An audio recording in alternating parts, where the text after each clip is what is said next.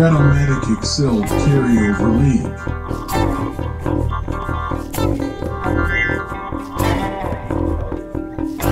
Brought to you by the Shrimp Trawler.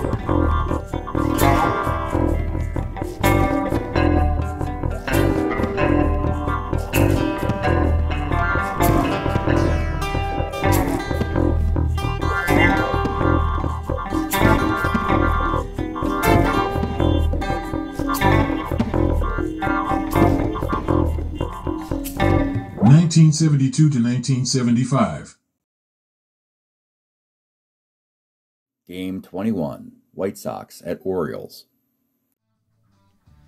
Welcome back, baseball fans. 1972-75 carryover league, another opening day, and oh boy, folks, we got a doozy today. We got a pitching doozy at least. My goodness. We got the Chicago White Sox at the Baltimore Orioles, winners of their divisions a year ago.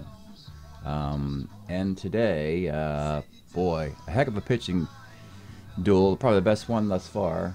Before I get to that, let's talk about the offseason. The White Sox, they have been year by year trickling in all their talent to come to this. This could be the window slamming shut with their best eggs in a basket ever. This is easily the best White Sox roster I put together. And it'll be the last year that Carlos May and Dick Allen have their 72 cards. But behind them, they have a fortress. They have Orta and Bradford and Henderson, Melton, Muser, Aparicio. They got this Bob Stinson, switch hitting catcher they stole from the Expos. Brian Downey's got a -1 arm. Bucky Dent. They took Steve Bry from the Twins. They're loaded, and the beleaguered pitching staff, well, it ain't beleaguered anymore. There's not a weak link in it. They got Gossage, Forster. They took Mike Garman away from the Cardinals. They still bring back Tom Bradley and Stan Bonson. And they've elevated Bart Johnson into the #2 spot in the rotation with his best year of his career. Baltimore, well, let's just say they're doing Baltimore stuff, trying to hang on to that World Series window and bridge it into the next World Series window. It's going to be tricky, though.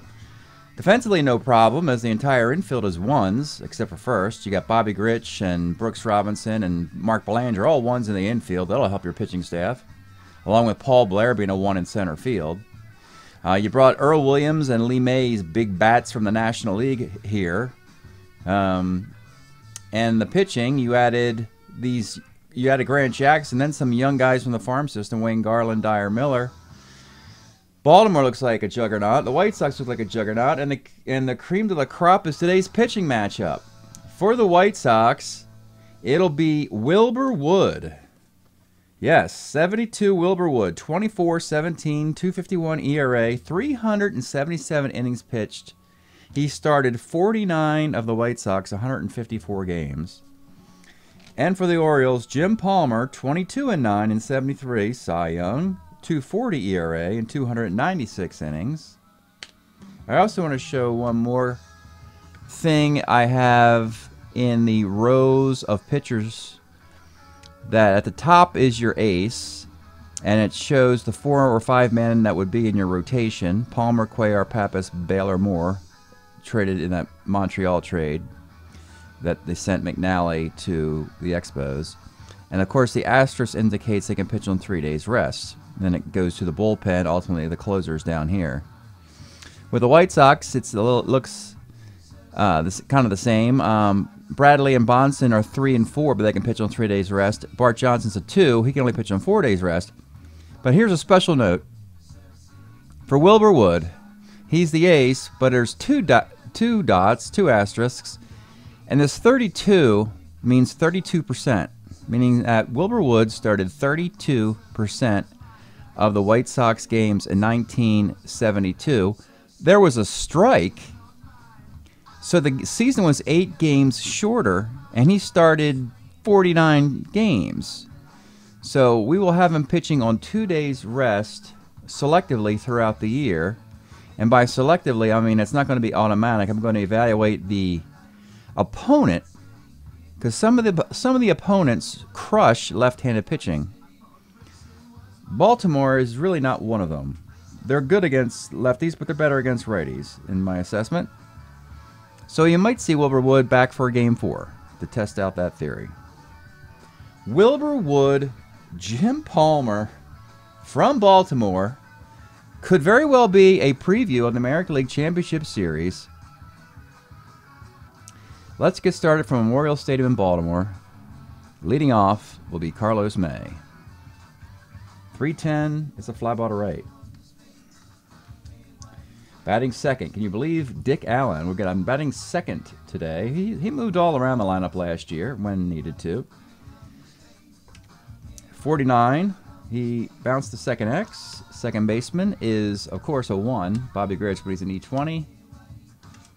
Makes the play.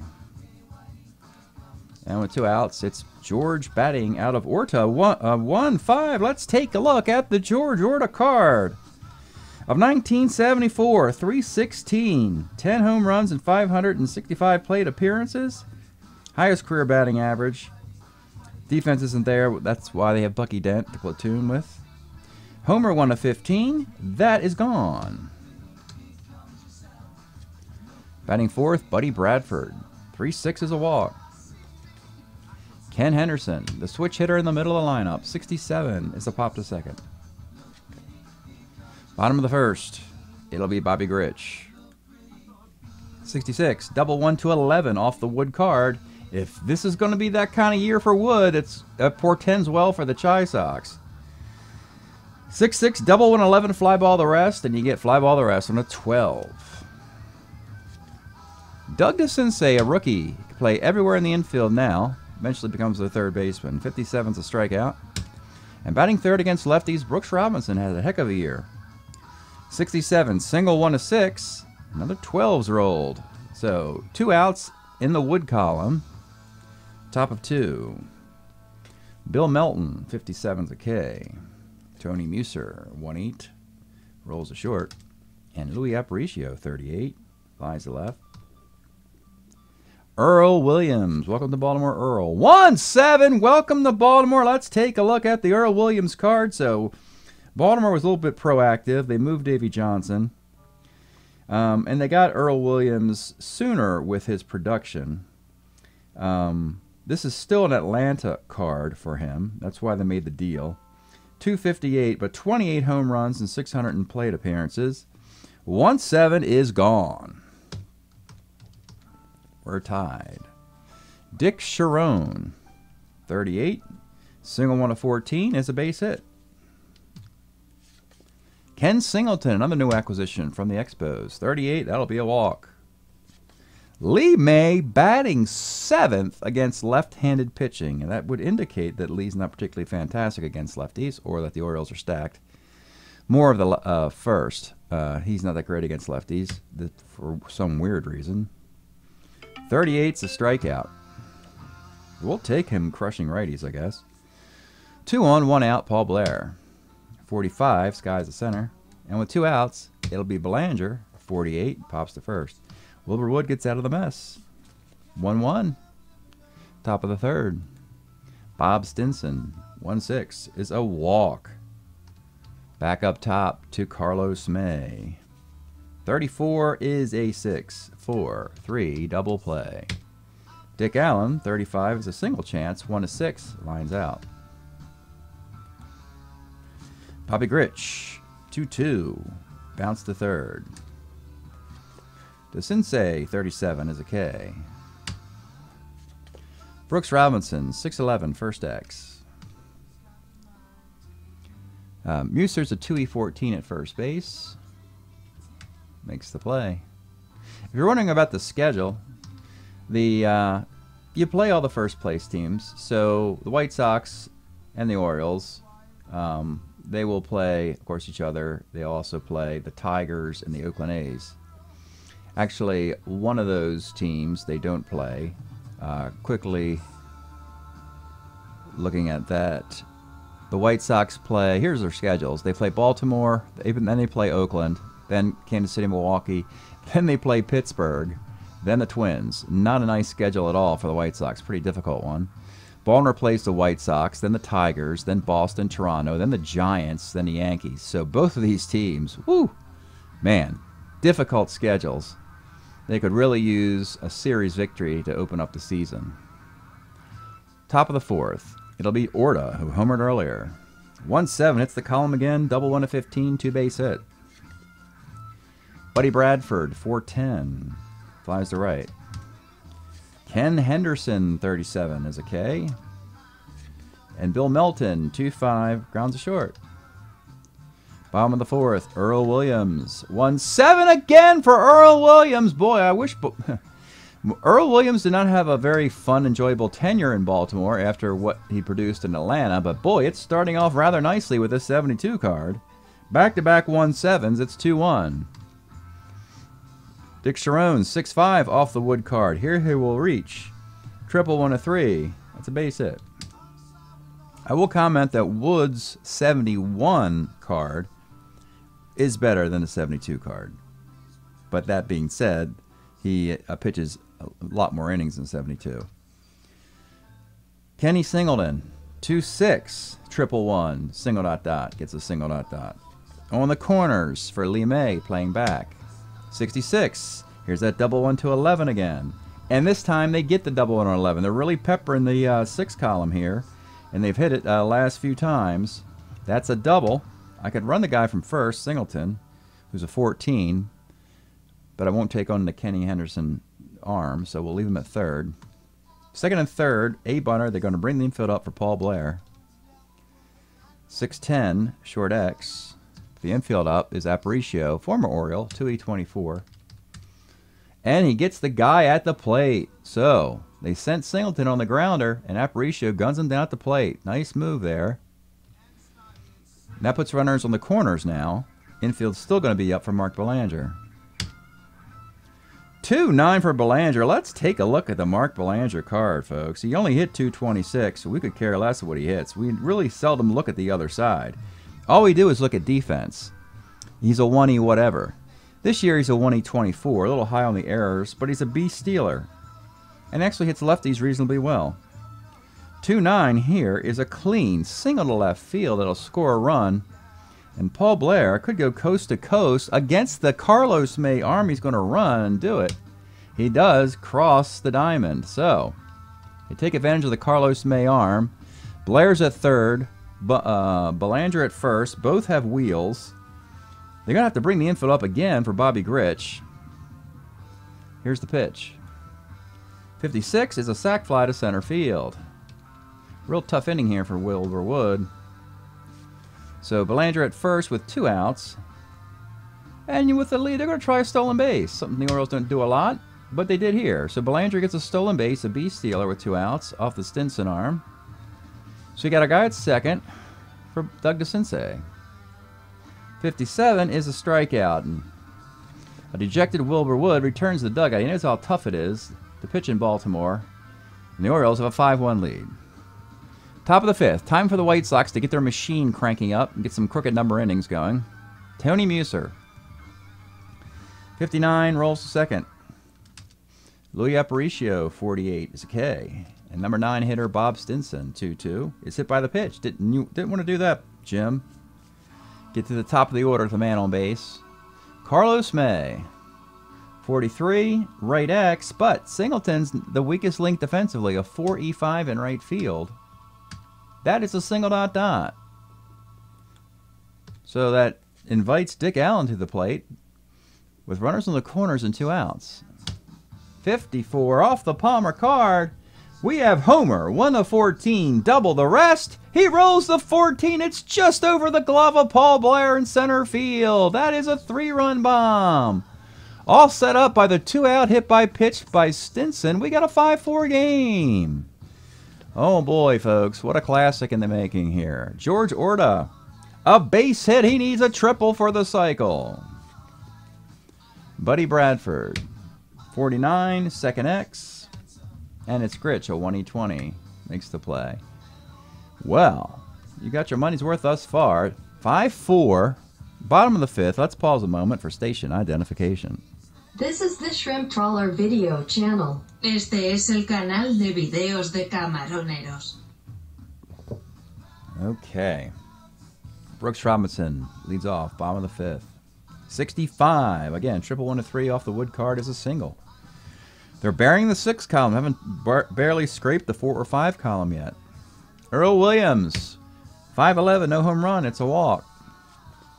Dick Sharon, 1-3, pops the third. Ken Singleton, 2-7, double 1 to 6, single dot dot. Here come the Orioles again. Runners on the corners, playing back this time, looking for a Lee May double play. Here's the pitch. 3-6. Oh, wrong year. Sorry, that's a strikeout. 3-6 last year in 71 is a home run. 3-6 in 72 is a strikeout. So there you go. That's a strikeout. 2 outs now, and it's Paul Blair. 53 off the wood card is a roller to first. So Wood battles back a little bit there. Let's put a ton of guys on base. You know, maybe this is just going to be the course for these two franchises. I mean, the White Sox and Orioles have fantastic pitching staffs, but the schedule is going to be rough for both squads. Top of the 6th, Ken Henderson. 37's a K. Bill Melton, 5'10", catcher's X. You have Earl Williams catching a 4E14. Makes the play. And Tony Muser, 4'10", center X. This is Paul Blair. Blair's a 1E7 in center. Makes the catch. Bottom of the 6th, Orioles have scored in 3 of the 5 frames. It's Belanger. RBI single and a stolen base last time. 37 flies to left. Bobby Grich, 69, short X. Aparicio tested for the first time, I believe. 2E24, maybe the second time. But this time, Aparicio, E24, makes the error. Both shortstops are E24s, interestingly. Aparicio 2 and Belanger 1. E6. Grich is a beast stealer. He'll stay at first, see what his offense can do behind him. Doug DeCinces. 2-8 is a base hit to right field. Grich thinking about the turn there, but Bradford's got a nice arm. They'll stay put. You want to hit the left field if you want to go for the extra base. That's where Carlos May plays. First and second, 1 out, playing back, Brooks Robinson. 69, short X. And again, this is already set up for Mr. Aparicio. It's a ground ball C. He's not turning the double play today. He can only get the guy at first. Moving the runners up with 2 outs. Big moment here in this game. The White Sox trying to stay in this thing. You got Earl Williams, who has not gotten out today. Here's the pitch. 4-10 off of Wood is center X. You got a good center fielder out there. You got Kenny Henderson, a 2E6 in center. Ken Anderson, oh my goodness, E3, a 3-base error on the 2E6 center fielder. I like to chase this result. Had to be a very low percentage, 0.14%. Yeah, pretty much every center fielder in the sport who's not an E0 would make a 3-base error on that result. The low percentage random roll you get in that, yeah, that's a shame. Yeah, that's what happened. 3-base error. Let's call it a day game. He gets lost in the lights. 3E8. That'll score everybody. Frankly, a 2E8 would have done the same thing. But nothing earned this inning. All unearned runs off of a dejected Wilbur Wood. It's 8-4. Dick Sharon, 48, pops to first. 8-4 in the 7th. 8 runs given up by Wilbur Wood. There's no lights on in the bullpen or anything. He's not going anywhere. Top of the 7th. Probably why Wood wouldn't win a Cy Young Award. He got close. He was like 2nd or 3rd. They didn't have anybody to bring him in when he was had an average game, so his ERA kind of slid up there a little bit. Or below average game. Louis Aparicio, 2-8. Bounced to short. Stinson, 6'11", left X. Who do we have out in left field? We have Mr. Sharon, a 2E11 in left field, former Detroit Tiger. And that's a 2-base error. Runner at second for Carlos May, back up top. Stinson, the number 9 hitter, has reached every time. Carlos May, 5'11", off Palmer's pitcher X. Can you field your position? And It will help you a lot. He's a 2E9. He cannot. He gives up a single. An error by Sharon, a single off the pitcher's card, and the White Sox are right back in the thick of things. It's Dick Allen. 1-7. Let's take a look at the Dick Allen card. MVP in 1972. 37 bombs, 99 walks, a 308 average. Half a percentage point better in batting average than teammate Carlos May. 1-7, triple 1-6, double. That's going to be a double. That will score 1 run. And May will just stay at third with 1 out. Down 3 runs. Hoping for more damage off of disappointed Jim Palmer. Defensive lapses in this game. My goodness. We have an error there. Error. Yeah. George Orta. He and Earl Williams have not gotten out today. Orta needs a triple for the cycle. We have second and third and 1 out. They're going to play back with a big 3-run lead. 8-5. And here's the pitch to George Orta. 2-9 is a ground ball, second A+. So they do concede the run. Had they played the infield up, that's a 2-run single. So they give up the 1 run, make it 8-6 now. We got a guy at third and 2 outs, and your tying run is Buddy Bradford. 2-4, grounds to short. Wow. 8-6. Would you have thought going in with Wood and Palmer on the mound? Stretch time. Here in Baltimore, we are enjoying listening to Crack the Sky's 1975 debut LP on Life Song Records, featuring Hold On, Surf City, She's a Dancer, Ice. Brilliant LP. It was one of the top LPs of 1975 in Rolling Stone magazine. Crack the Sky often played on the radio in Maryland during this time.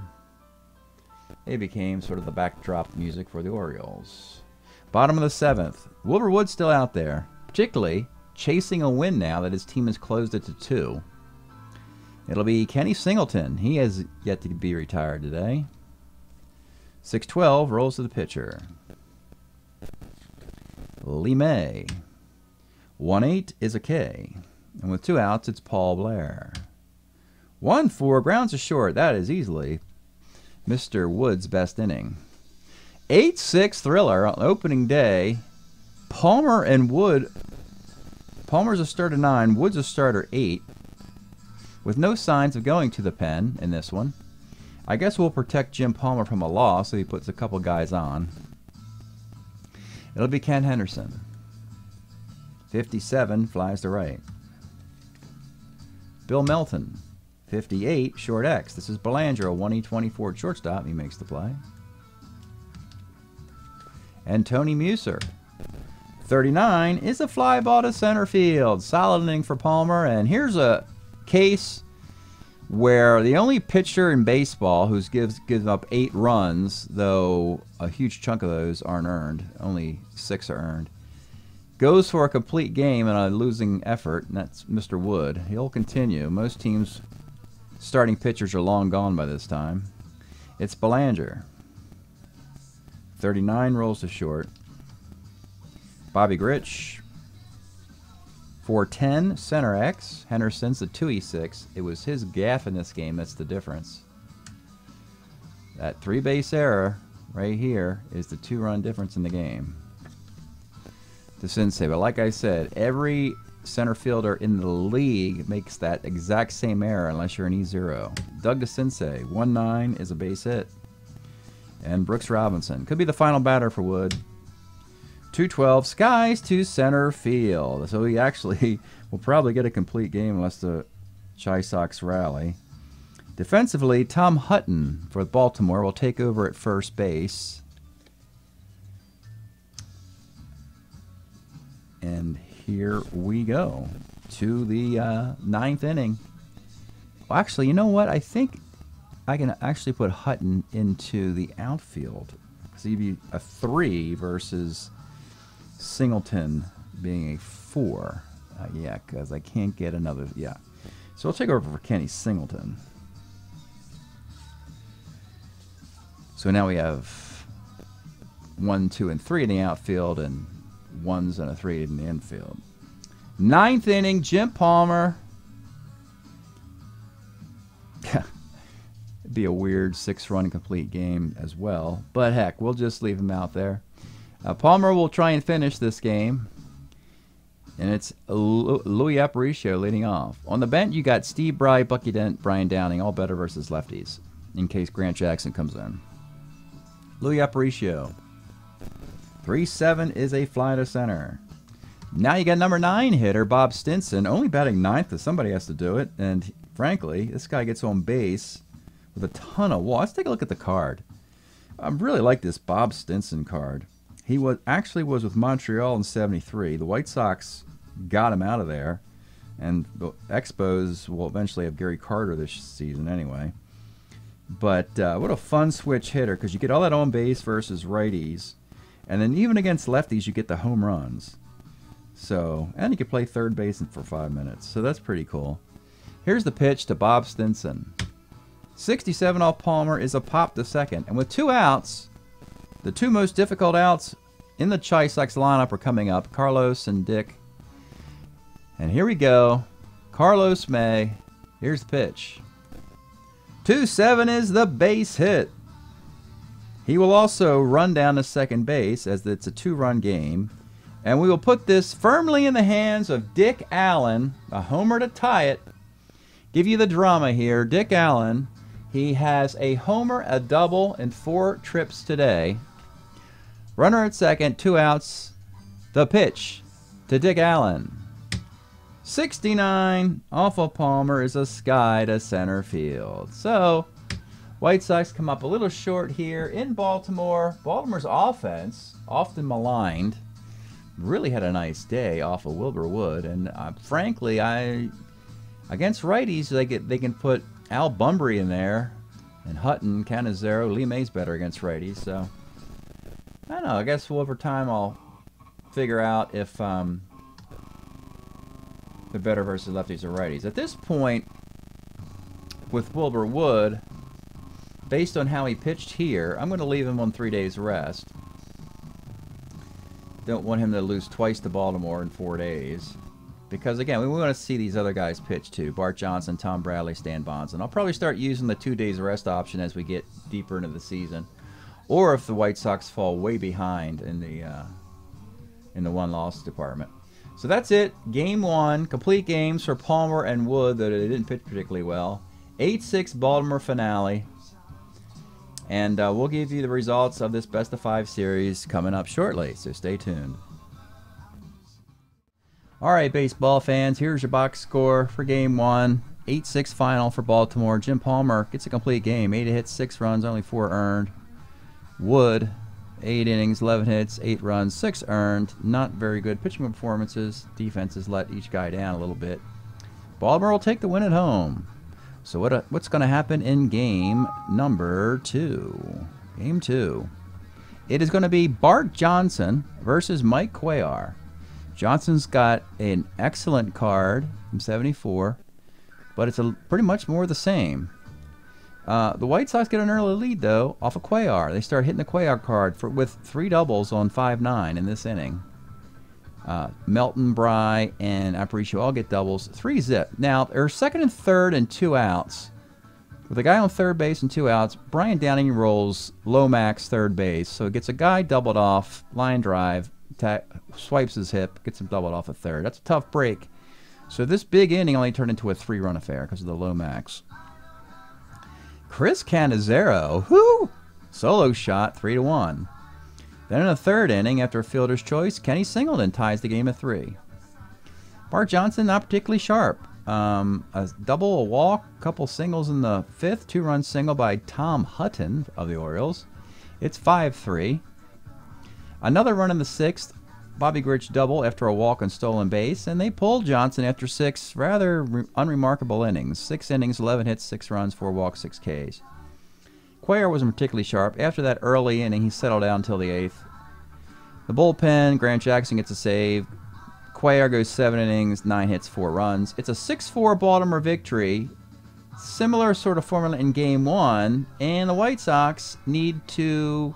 Sure, you went to Baltimore, great team, and lost 2 straight, but you don't get mulligans in this sport. You got to start winning games. So let's see what happens to the White Sox. Game 3. It's going to be Milt Pappas for the Orioles. It's Tom Bradley for the Chi Sox. And we get a well-pitched game for once. Bottom of the 4th, Carlos May. We've been juggling the White Sox lineup because it's fun to do, frankly. There's so many combinations you can do. You have guys with speeds, lefties, righties, batting average, homers. It's fun. So he now in the 5 hole hits a solo homer. In the 5th inning, you get a hit off of Milt Pappas's pitcher X, as a 2-pitcher, which leads to another hit off of pitcher X. They probably should have been double play balls. Ultimately, George Orta hits a 3-run homer, and it's a 5-0 lead. Bradley does have some struggles in the 6th. A double by Bunbury, an error by Orta, Lee May single, Paul Blair double. It's a 5-2 game. They go to the bullpen early in this one because they need a win. And they go to the combination of Terry Forster and Rich Gossage to go 3 2/3. And it's not a big deal because Forster's a relief 3 and Gossage is a relief 4. And they do the trick, folks. Forster's inning and 2/3, a hit and a couple strikeouts. Gossage in 2 innings, a 2-inning save for him, his first.